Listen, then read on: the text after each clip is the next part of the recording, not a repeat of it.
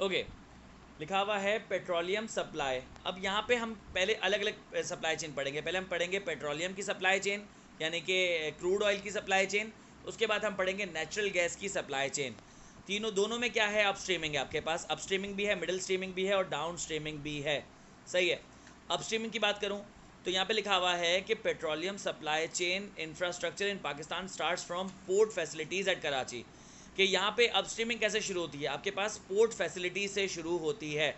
यहाँ जिस पैराग्राफ में मैं बात कर रहा हूँ, ये मैं कर रहा हूँ इम्पोर्ट की बात। जब क्रूड ऑयल या रिफाइंड ऑयल आपके पास आएगा तो वो कराची पोर्ट पर ही आएगा। सही है। अब यहाँ पे आपके पास कराची में दो पोर्ट होते हैं। एक आपके पास होता है कराची, ये अपना पोर्ट बिन कासिम, और एक आपके पास होता है कराची पोर्ट।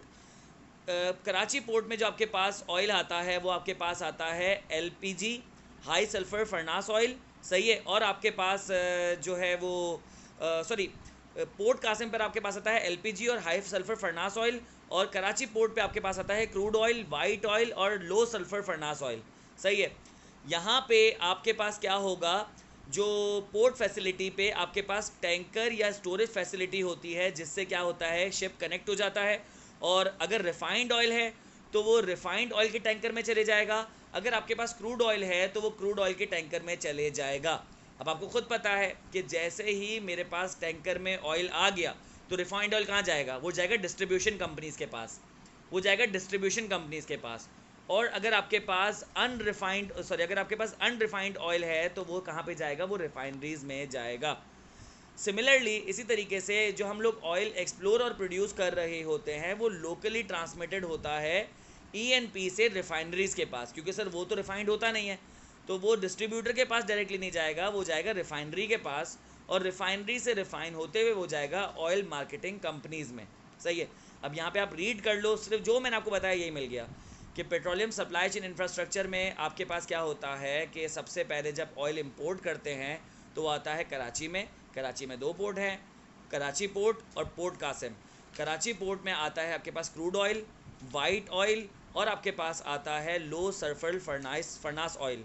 और आपके पास जो पोर्ट कासिम है वहाँ पे आता है LPG, high sulphur furnace oil आता है। सही है।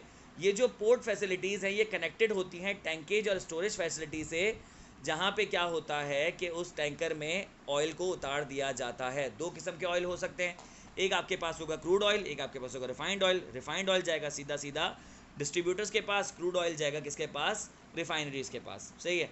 और लोकली भी मैंने आपको जो बताया कि ऑयल जो एक्सप्लोर्ड और प्रोड्यूस होता है वो ईएनपी से जाता है रिफाइनरीज, रिफाइनरी से जाता है ऑयल मार्केटिंग कंपनीज़ के पास।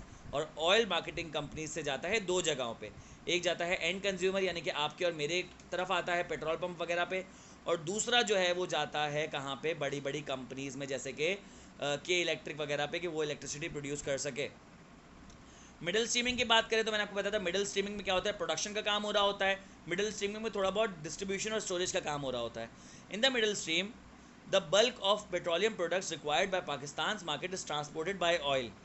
यहाँ पे क्या होता है कि जो है वो ट्रांसपोर्ट किया जा रहा होता है रोड के थ्रू। आपने देखा होगा कि ऑयल के टैंकर्स होते हैं वो चल रहे होते हैं रोडों पे। इसके अलावा ऑयल की अपनी पाइपलाइन होती है, तो पाइपलाइन के थ्रू भी क्या किया जा रहा होता है, उसको ट्रांसपोर्ट किया जा रहा होता है। और एक रेलवे का तरीका होता है जहाँ से क्रूड ऑयल वगैरह को ट्रांसपोर्ट किया जा रहा होता है रिफाइनरीज की तरफ।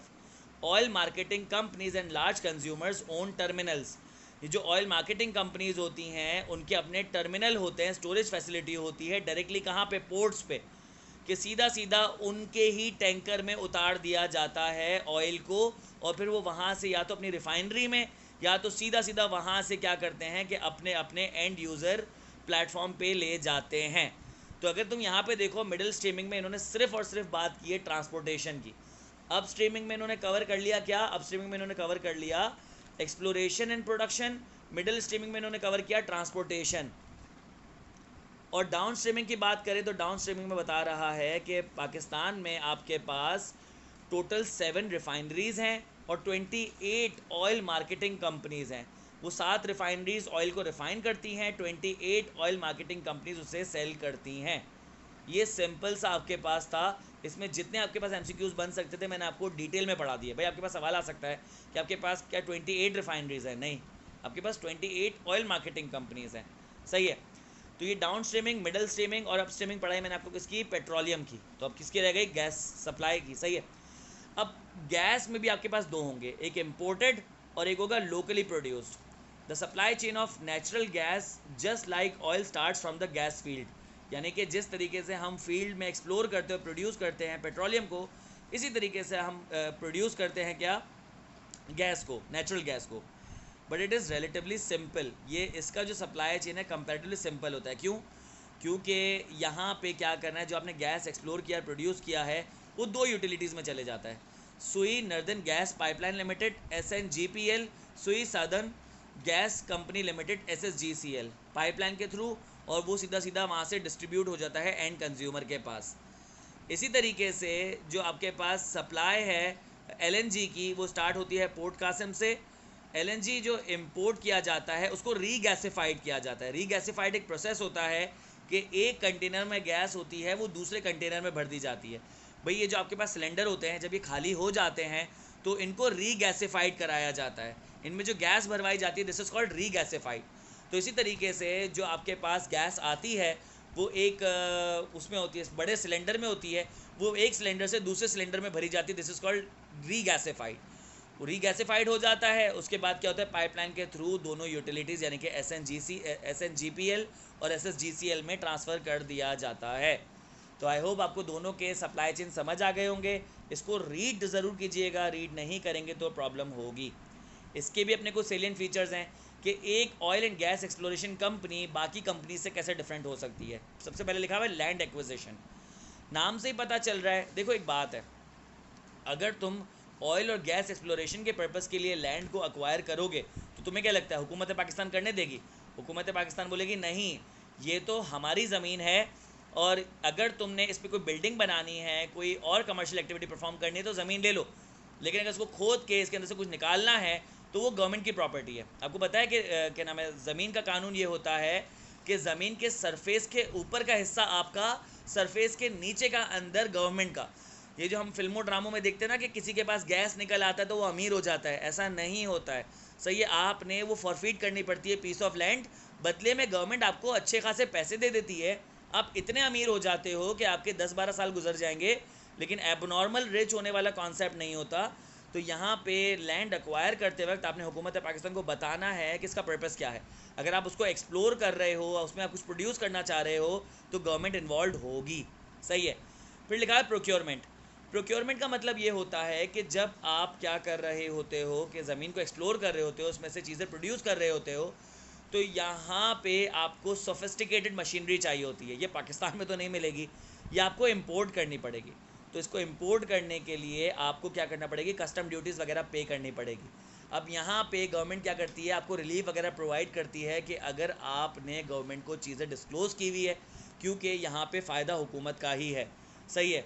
हेल्थ सेफ्टी इन्वायरमेंट लेजिस्लेचर, देखिए याद रखिएगा ये वो इंडस्ट्री है जिसमें आप डील कर रहे हो तो इन्फ्लेमेबल और कंबस्टिबल प्रोडक्ट्स से, कि यहाँ पे आपने अगर कहीं पे गलत जगह कुछ स्ट्राइक कर दिया तो वो पूरी की पूरी माइन बर्स्ट हो सकती है, बड़ा ब्लास्ट हो सकता है। तो यहाँ पे आपको ट्रेनिंग्स दी जाती है, यहाँ पे आपको सिखाया जाता है कि किस तरीके से आपने चीज़ों को हैंडल करना है, आपको प्रोटेक्शन गियर दिया जाता है, प्रोसेस सेफ्टी के बारे में बताया जाता है, HSE की गाइडलाइंस होती हैं, आपको ड्रिल और ट्रेनिंग दी जाती है। तो यहाँ पे आपके लिए HSE डिपार्टमेंट ज़्यादा इंपॉर्टेंट है। अगर आपसे पूछा जाए टेक्सटाइल इंडस्ट्री और फार्म, ये जो टेक्सटाइल इंडस्ट्री और oil and gas exploration industry, इसमें टेक्सटाइल इंडस्ट्री में ज़्यादा HSE का ख्याल रखा जाता है। The answer is wrong. Textile industry में HSE कितनी इंपॉर्टेंट नहीं जितनी आपके पास ऑयल एंड गैस एक्सप्लोरेशन में है। फिर ट्रेनिंग एंड डेवलपमेंट का मैंने आपको ऑलरेडी बता दिया कि ये हाईली स्पेशलाइज्ड इंडस्ट्री है जिसमें टेक्नोलॉजिकल एडवांसमेंट आ रहे होते हैं, ट्रेनिंग एंड डेवलपमेंट चल रही होती है, अपॉर्चुनिटीज़ मिलती है लोगों को, जो सीख जाते हैं वो आगे बढ़ जाते हैं, जो नहीं सीखते वो पीछे रह जाते हैं। Finance accounting and taxation department का बहुत इंपॉर्टेंट रोल है इसमें, क्योंकि गवर्नमेंट इन्वॉल्व होती है, तो इन सारी चीज़ों को गौर से देखना पड़ता है। ये सबसे इंपॉर्टेंट इसका सेलिएंट फीचर्स है। देखें, आपने बहुत सारे गांव देखे होंगे, आपको पता है कि बहुत सारे गांव जो है बाय प्रोडक्ट है ऑयल एंड गैस एक्सप्लोरेशन का। बहुत सारे गांव देहात जो है बाय प्रोडक्ट है ऑयल एंड गैस एक्सप्लोरेशन का। होता ये है कि आपको पता चलता है कि भाई एक ज़मीन पे पोटेंशियल आपको ऑयल या मिनरल्स वगैरह मिल रहे हैं, तो वहाँ पे पूरी जो ना टीम पहुँचती है। जब वहाँ पे पूरी टीम पहुँचती है तो उनके साथ लेबर वगैरह पहुँचते हैं। जब वहाँ पे उनके साथ लेबर पहुँचते तो जाहिर सी बात है उनके रहन सहन के लिए घर बना दिए जाते हैं, फिर वो अपने बीवी बच्चों को वहाँ बुला लेते हैं, फिर उनके बीवी बच्चों को वहाँ बुलाया जाता है तो उसका मतलब कि वहाँ पे छोटे मोटे हॉस्पिटल्स डिस्पेंसरीज बनाई जाती हैं, फिर वहाँ पे छोटे मोटे स्कूल बना दिए जाते हैं, मसाजिद बना दी जाती हैं, फिर वहाँ पे थोड़ी बहुत मार्केट लगना शुरू हो जाती है, तो लोग आहिस्ता आहिस्ता सेटल करना शुरू होते हैं। 10-12 साल खुदाई करने के बाद, चीज़ें निकालने के बाद वहाँ से लोग तो चले जाते हैं, सॉरी वो जो कंस्ट्रक्शन वाले तो चले जाते हैं, लेकिन वहाँ पे लोग रह जाते हैं, सेटल हो जाते हैं, तो वहाँ पे एक गांव बन जाता है। तो जितने भी आपके पास गांव है ना, वो बाय प्रोडक्ट है in oil and gas exploration activities का। तो यहाँ पे आपने सोशल वेलफेयर का ख्याल रखना है। लिखा हुआ है E&P activities in Pakistan are generally carried out in less populated and under developed areas. जहाँ पे आपके पास पॉपुलेशन होती ही नहीं है या एरियाज़ डेवलप नहीं होते, वहाँ पे एक्टिविटीज़ हो रही होती है। तो वहाँ पे आपको पानी की, इलेक्ट्रिसिटी की, क्लिनिक्स की, स्कूल्स की, कॉलेजेस की ज़रूरत होती है। तो यहाँ पे E&P कंट्रीब्यूट कर रहा होता है इन सब चीज़ों में। वो प्रोवाइड करता है क्लीन ड्रिंकिंग वाटर, सही है, साथ ही साथ वो प्राइमरी और सेकेंडरी स्कूल्स प्रोवाइड करता है, वोकेशनल ट्रेनिंग सेंटर प्रोवाइड करता है, सही है, हॉस्पिटल्स डिस्पेंसरीज बना के दे देता है, सही है, वैक्सीनेशन सेंटर्स बना के दे देता है। तो ये सारी चीज़ें उसको करनी पड़ती हैं, वरना वो जो मज़दूर वहाँ जा रहा है 10 साल के लिए, 5 साल के लिए, 3 साल के लिए, अपनी फैमिली को थोड़ी पीछे छोड़ के जाएगा, तो उसको अपनी फैमिली को साथ लेके जाना पड़ता है। तो इस वजह से वहाँ पे सोशल वेलफेयर का काम भी चल रहा होता है। With this we have completed our chapter number 10। अब इन 5 पार्ट की रिकॉर्डिंग मैं एक साथ अपलोड कर दूंगा, कहाँ पे, यूट्यूब पे, आप लोगों को लिंक दे दूंगा, सही है। अब आप लोगों ने करना ये है कि आप लोग बस रीड करें। इंशाल्लाह कल हम लोग क्लास करेंगे एडिशनल प्रैक्टिस क्वेश्चंस की, ठीक है। मोस्ट प्रोबेबली रिवर्स में चलेंगे। हम रिवर्स में कैसे चलेंगे, हम पढ़ेंगे चैप्टर नंबर 10 के MCQs करेंगे, 9 के, 8 के और 7 के, ठीक है। ख्याल रखिएगा।